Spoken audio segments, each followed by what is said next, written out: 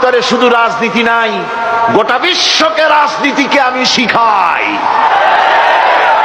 অর্থনীতি শিখাই, পৃথিবী চলবে কিভাবে তা আমি দেখাই।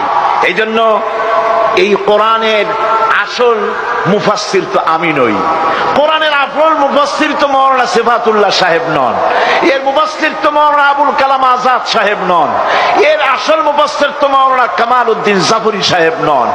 এর আসল মুফাসসির কে?